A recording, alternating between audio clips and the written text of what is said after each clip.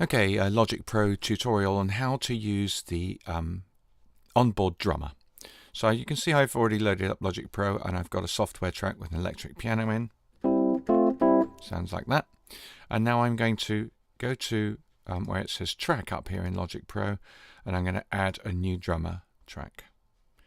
So he automatically puts in Kyle, and we're going to work with this little thing. We're going to use this box down here to get some different sounds, and we're going to try some different drummers out. So I'm going to go to this electronic one first, and I'm going to go to Magnus.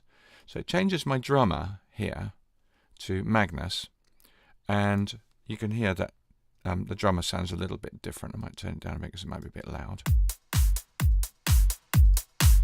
Okay, so we can change the loudness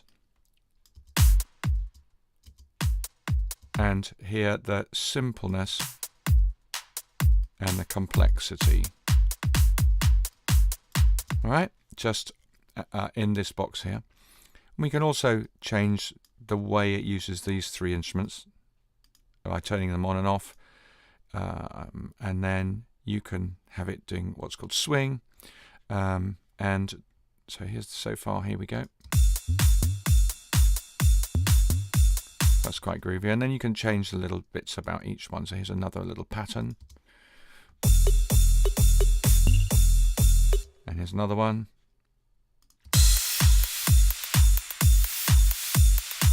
And when you copy this, it'll copy all of those bits, but you could change here maybe to go a little bit more complicated. So at this point, we're going like this.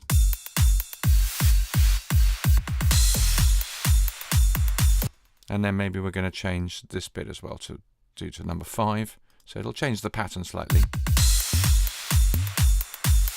It's a good idea to keep the same drummer, and you can vary these and vary these. So that's quite a cool way. Next thing is to alter the speed. So if you go here, these are sort of things you can alter over the whole thing. So here you can get the drummer to play faster. So you speed up by pulling this little thing upwards. It's going to be a little bit faster. So 140 is quite a good speed for this, I think.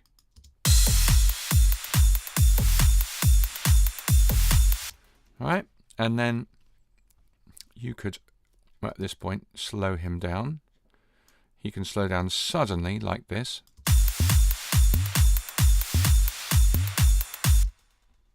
Not much change in speed. Let's go a bit more.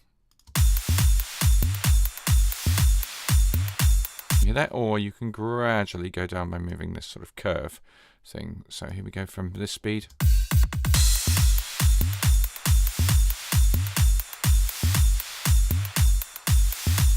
And then you can make him speed up again. Pop one on, get the next one, move it up, and then gradually get it.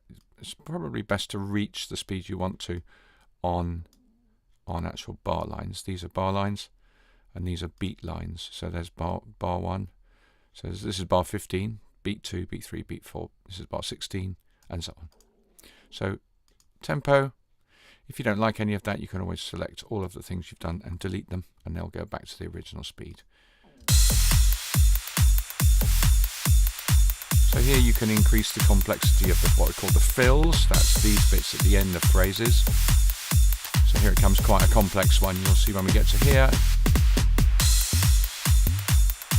it'll change it back to how it was before. So let's have a really complex fill towards the end of here. And then maybe when we copy it to the next one, we're going to go into a second phase where the fills are really much simpler. The whole thing's simple. So here we go.